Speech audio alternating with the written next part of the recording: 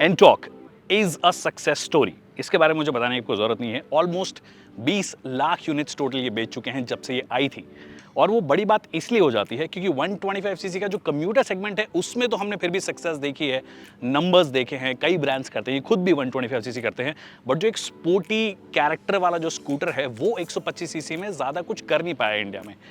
With the Ntorq that changed. अब of course इतनी बड़ी सफलता है तो नेक्स्ट क्या? नेक्स्ट है एंटॉर्क 150।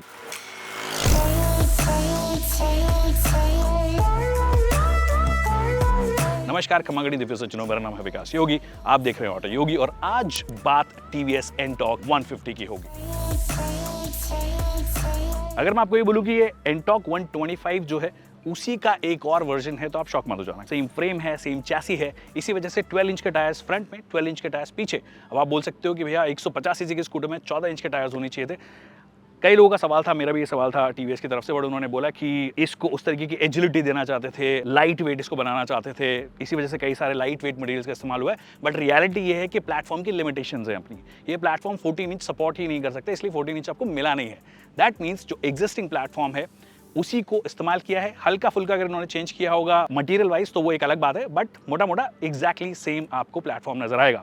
इंजन जो है उसका बेस भी जो है वो आपका जो एंटॉर्क 125 होता है उसी को इन्होंने इस्तेमाल किया है, उसको रीबोर किया है, उसका स्ट्रोक लेंथ बढ़ाया है, बोर उसका थोड़ा बड़ा किया है और उसकी वजह से पावर जो है और जो क्यूबिक कैपेसिटी है वो भी बड़ी है। अब ये 150 सीसी का इंजन हो गया है, लगभग 4 bhp की ज्यादा पावर देता है ये अगर आप कंपेयर करोगे 125 सीसी वाले से। बट मोटे मोटे तौर पर जो फोकस है वो ये है कि एग्जिस्टिंग प्लेटफॉर्म को ही यूज करो और फिर थोड़ा डिस्टिंक्ट स्टाइल कर दो इसको। और ये डेफिनेटली मैं चीज बोल सकता हूँ that it looks really nice in person. हाँ, कुछ लोगों के लिए हो सकता है कि 150 सीसी का है तो वो बल्क नजर आना चाहिए, वो बल्क आपको यहाँ पर नजर नहीं आएगा। इनफैक्ट अगर आप एंटॉर्क 125 को देखोगे तो हो सकता है एंटॉर्क 125 जो है वो बल्क में, स्पेशली जो एप्रन है उसका फ्रंट जो पोर्शन है वो आपको थोड़ा ज्यादा बल्कि नजर आएगा। यहाँ पर थोड़े कट्स, क्रीजेस, उन सब चीजों को दिया गया तो एक स्टाइलिंग तो ऑफकोर्स स्टैंड आउट करती है इसकी। क्या इस फॉर्मूला में सक्सेसफुल होगी? क्योंकि इंडिया में क्या परसेप्शन वाला भी एक गेम है कि अगर 150 सीसी है तो it has to have the bulk, it has to have bigger tires. Not sure if they'll be able to do it. इनका कह रहा है कि एंटॉर्क 125 जो है उसके बहुत सारे कस्टमर्स जो हैं वो यहाँ पे अपग्रेड होंगे, हो भी सकता है।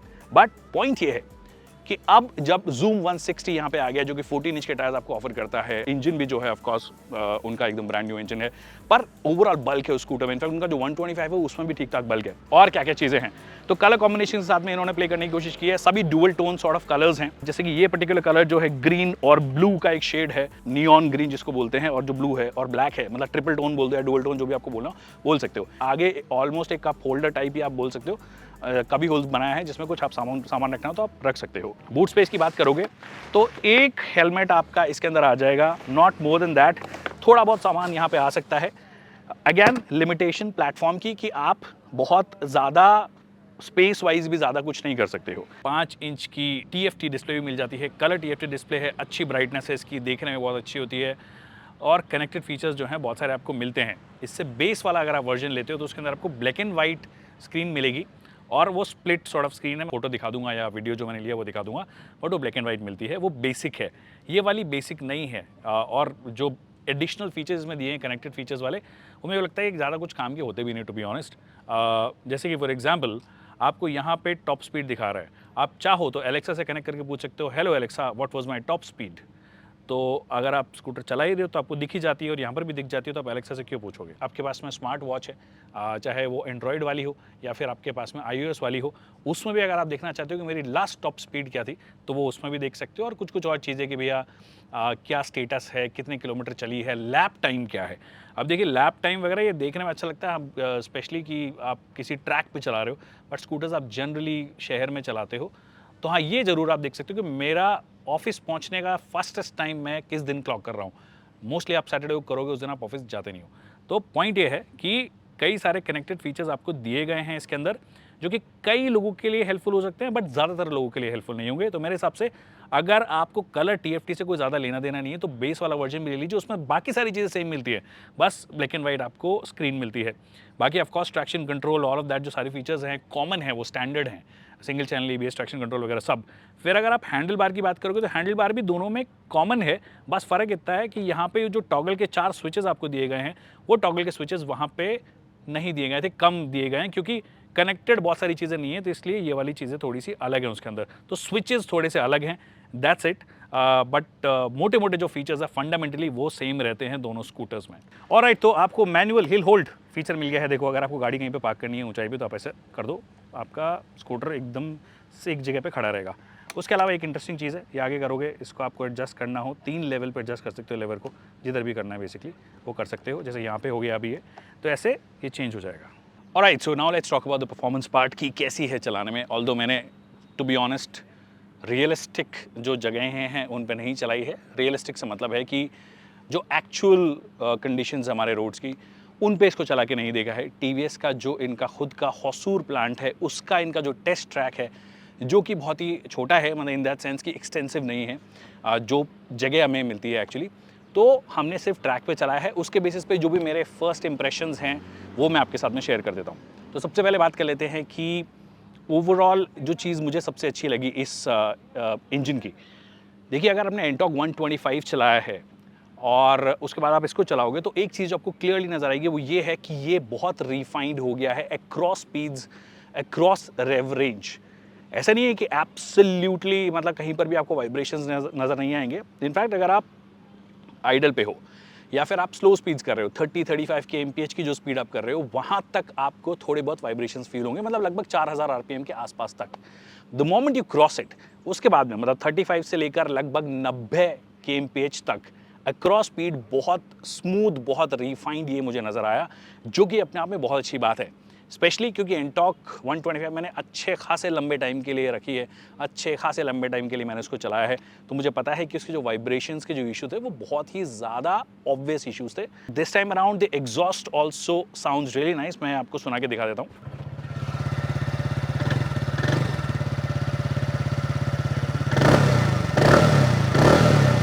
अच्छा साउंड करता है, बट कई बार क्या होता है कि साउंड ज़्यादा होती है, स्पीड उतनी ज़्यादा होती नहीं है, तो वो चीज़ इसके अंदर भी है।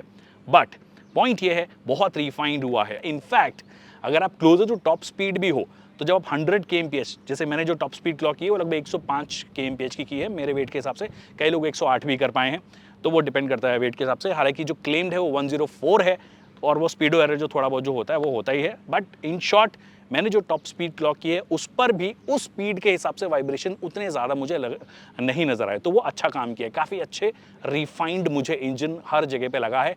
गाड़ी जो है वो काफ़ी एजाइल फील होती है हर जगह पे, इसलिए भी क्योंकि एक तो लाइट वेट से रखा है, कंपोनेंट लेवल पे चेंजेस हों, चैसी लेवल पे चेंजेस हों, इंजन में कई सारी चीज़ें जो हैं उनको थोड़ा हल्का किया है।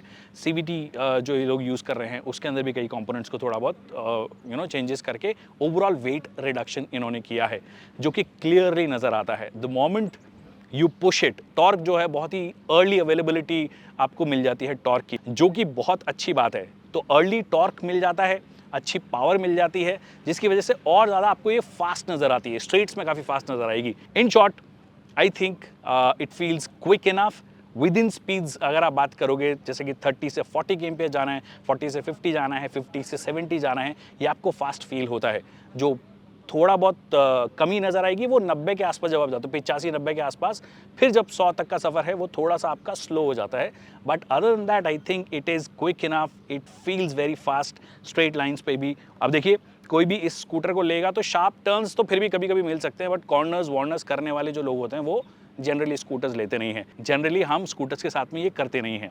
हम इनफैक्ट ज़्यादातर स्कूटर्स को चलाते ही एवरेज स्पीड 40 से 50 के एमपीएच की है, ये सब चीज़ें नहीं करते हैं, और वहाँ पर आपको मज़ा आएगा क्योंकि 0 to 60 जो है वो अच्छा खासा फास्ट है। 6.3 सेकेंड्स है, सेगमेंट का फास्टेस्ट 0 to 60 एक्सेलरेशन जो है वो इस स्कूटर का है।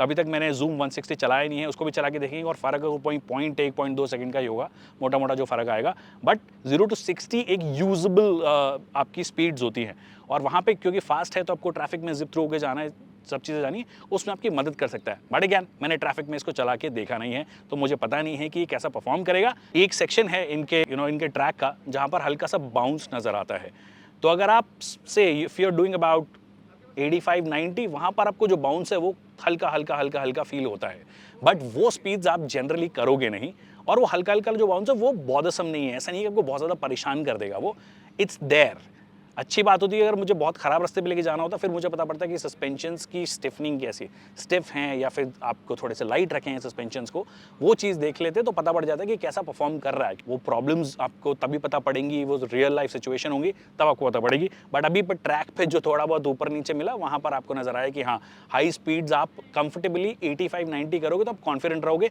उसके ऊपर आप ना जाओ तो बेटर है, is what I am trying to tell you कि 80-85 इज योर कंफर्टेबल लिमिट। वैसे भी स्कूटर्स के साथ में उससे ज़्यादा करनी नहीं चाहिए, टायर्स भी छोटे होते हैं और इसमें तो एक्चुअली हैं भी, टायर जो पैच है वो भी आपका कम होता है, मतलब जो टायर का जो कॉन्टैक्ट पैच है वो कम होता है। थोड़े बड़े टायर्स उस मामले में स्टेबिलिटी देने में मदद करते हैं, ख़राब रास्तों पे स्पेशली अगर आप बात करते हो और हायर स्पीड से आप बात करते हो। उसके अलावा देखिए सीट जो है उसमें भी थोड़ी बहुत चेंज किए हैं, हल्का सा इसको और ब्रॉड किया है, मतलब बड़ा किया है। ऐसा नहीं है कि पीछे बैठने वाला जो है फर्स्ट फ्लोर पे बैठ रहा है, मतलब ऑफ कोर्स ये स्पोर्टी स्कूटर है, बट इसका मतलब ये नहीं है कि आपको वो स्प्लिट सीट्स जो मिलती है कि पीछे वाला बंदा थोड़ा ऊपर ही बैठा, वैसी वाली फीलिंग तो नहीं आती है। तो काफ़ी कंफर्टेबल आपको ये पीछे वाली सीट भी नजर आएगी, मतलब दो लोग आसानी से यहाँ पे बैठ सकते हैं, कहीं कोई दिक्कत नहीं है। ग्रैब हैंडल्स जो हैं वो भी आपको दिए गए हैं, बढ़िया क्वालिटी की है। क्वालिटी की बात अगर मैंने मिस कर दी हो, हर जगह से क्वालिटी जो है बहुत अच्छी नज़र आती है। बटन्स की क्वालिटी की बात कर लीजिए, प्लास्टिक क्वालिटी की बात कर लीजिए, अभी तक कहीं कोई दिक्कत नहीं है। अब एक सवाल आपका हो सकता है कि भैया माइलेज कितनी है, फ्यूल एफिशिएंसी कितनी है। Again I am really sorry, I can't tell you, क्योंकि मुझे एक्चुअली नहीं पता कि कितना आपको देगी, बट मैं गैस करके देखता हूँ। 125 सीसी का जो स्कूटर आता है इनका, वो लगभग 35 से 40 kmpl की फ्यूल एफिशिएंसी देता है। जो बहुत से चलाते हैं 40-42 वो निकाल लेते हैं। इसका कितना देगा, मुझे लगता है कि लगभग 35 के आसपास ये फ्यूल एफिशिएंसी आपको दे देना चाहिए। बट अगैन वो भी जब मैं चलाऊँगा रियल वर्ल्ड में, तब ही मुझे उसके बारे में पता पड़ेगा। तो कई सारी चीज़ें जो हैं वो अभी तक इस स्कूटर के बारे में मैं कमेंट नहीं कर सकता, क्योंकि हमने ऐसी सिचुएशन में चलाया ही नहीं है स्कूटर को। ये ओवरऑल कहानी है इस स्कूटर की। It looks nice, it looks small, compact लगता है। और अगर आपकी हाइट कम भी हो, फॉर एग्जांपल जैसे कि मेरे जितनी भी अगर आपकी हाइट है, मैं नीचे उतार के आपको बताता हूँ, मेरी जितनी भी अगर आपकी हाइट है तो आपके दोनों पाँव जो हैं वो नीचे टिक रहे हैं, तो कहीं कोई दिक्कत नहीं है। इनफैक्ट आपकी मेरे से भी कम है, 5'2", 5'3" भी, तो भी आप स्कूटर को चला पाओगे। लाइट वेट फील होता सबसे पहले। ऑल्सो जो पाँव हैं आपके ईजिली कम हाइट के बाद भी आप इसको संभाल पाओगे, तो लाइट वेट भी मदद कर रहा है, ओवरऑल डायमेंशंस भी मदद कर रहे हैं और बल्कि भी नहीं है। तो बहुत सारे लोग जिनको ऐसा स्कूटर चाहिए, जिनको स्पोर्टी कैरेक्टर दिखने में अलग डिस्टिंक्ट नज़र आए, पर उनको ऊंचा नहीं चाहिए स्कूटर, ईजी चाहिए चलाने में, भारी नहीं चाहिए, तो फिर आपके लिए काफ़ी सेंस बना सकता है। बट अगैन ये मेरा कोई फुल फ्लेजेड रिव्यू नहीं है, क्योंकि फुल फ्लेजेड तरीके से हमने गाड़ी को चलाया ही नहीं है। 6 चक्कर लगाएं, 6 चक्कर में जो समझ में आया वो मैंने आपके साथ में शेयर कर दिया है। अगर फिर भी आपके कुछ सवाल रह गए हैं तो आप कमेंट्स के में पूछ सकते हो, हम उसका जल्द से जल्द जवाब देंगे। और इसका एक्सटेंसिव टेस्ट करना अभी बाकी है, so stay tune for that. I hope आपको वीडियो पसंद आएगा। वीडियो पसंद आए तो इसे लाइक करना और शेयर करना ना भूलिए। अगर कोई सवाल है जो कि रह गए हैं तो आप मुझसे कॉमेंट सेक्शन में पूछ सकते हो। Thank you so much people for watching this video.